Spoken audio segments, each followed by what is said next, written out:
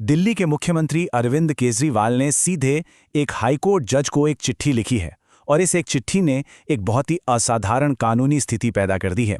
चलिए समझते हैं कि ये पूरा दिलचस्प मामला आखिर है क्या।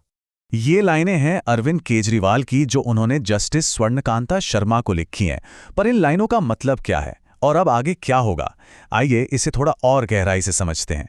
अपनी चिट्ठी में केजरीवाल ने साफ साफ जज की अदालत का बहिष्कार करने का ऐलान कर दिया है। और तो और उन्होंने अपने इस कदम की तुलना गांधी जी के सत्याग्रह से की है, मतलब एक तरह का अहिंसक विरोध। लेकिन सवाल यह है कि मामला यहां तक पहुंचा कैसे? इस टकराव की जड़ कहां है? चलिए एक नजर डालते हैं कि इसकी शुरुआत कैसे हुई। तो देखिए, ये पूरी कहानी शुरू होती है फरवरी से, जब एक निचली अदालत केजरीवाल को बरी कर देती है। लेकिन फिर सीबीआई इस फैसले के खिलाफ हाईकोर्ट चली जाती है। मामला जस्टिस शर्मा की कोर्ट में आता है, जो निचली अदालत के आदेश पर रोक लगा देती हैं। इसके बाद केजरीवाल की तरफ से अर्जी दी जाती है कि जज पक्षपाती हो सकती हैं, इसलिए वो खुद को केस से अलग कर लें। और फिर 20 अप्रैल को जस्टिस शर्मा इस अर्जी को खारिज कर देती हैं। अपने फैसले में जस्टिस शर्मा ने साफ कहा कि पक्षपात के जो आरोप लगाए गए हैं वो सिर्फ कुछ आशंकाओं पर आधारित हैं, उनके पीछे कोई ठोस तथ्य या सबूत पेश नहीं किया गया। जज ने एक बहुत बड़ी बात पर जोर दिया।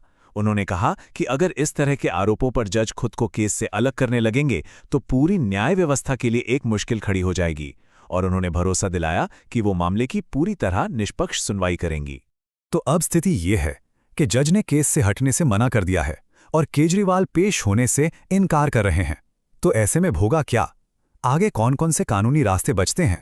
सबसे पहला और सबसे बड़ा सवाल यही है कि क्या केजरीवाल के इस बहिष्कार से ये पूरी कानूनी कार्यवाही थम जाएगी? और इसका सीधा सा जवाब है नहीं। कानूनी जानकार मानते हैं कि सुनवाई आगे बढ़ सकती है और शायद बढ़ेगी भी, क्योंकि देखिए, एक औपचारिक न्यायिक आदेश किसी के लिखे एक अनौपचारिक पत्र से कहीं ज्यादा वजन रखता है।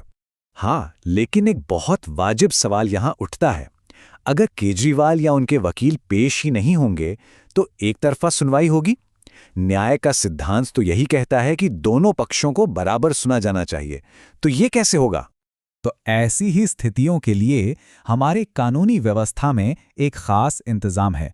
इसे कहते हैं एमिकस क्यूरी, जिसका मतलब होता है न्याय मित्र या अदालत का मित्र। तो ये काम कैसे करेगा?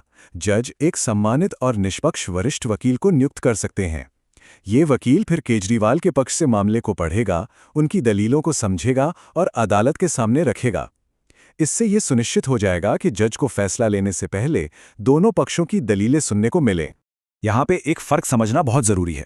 देखिए, जो सामान्य कानूनी प्रक्रिया है वो ये है कि आप अदालत में एक औपचारिक आवेदन दायर करते हैं।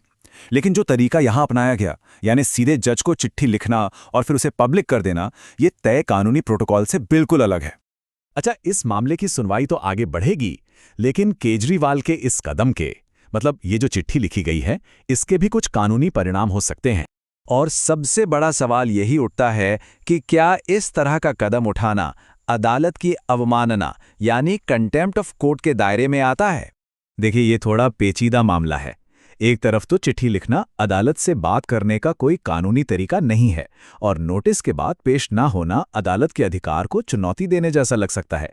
लेकिन दूसरी तरफ भारत में अदालतें अक्सर कहती हैं कि उनके कंधे चौड़े हैं, मतलब वो आलोचना सहन कर सकती हैं। तो इस पर कोई कार्रवाई शुरू करनी है या नहीं, ये फैसला पूरी तरह से जज या हाईकोर्ट के चीफ जस्टिस पर निर्भर करेगा। तो फिर उनके पास दूसरा रास्ता क्या था? कानूनी तौर पर देखें तो उनके पास ये अधिकार था कि वो जस्टिस शर्मा के फैसले को, यानी अर्जी खारिज करने के फैसले को, एक ऊपरी अदालत में अपील करके चुनौती देते। तो इस पूरी बातचीत का सार ये है कि इस अभूतपूर्व बहिष्कार के बावजूद न्यायिक प्रक्रिया के रुकने की उम्मीद नहीं है। अदालत के पास एमिकस क्यूरी जैसे रास्ते हैं जिससे वो मामले को आगे बढ़ा सकती है।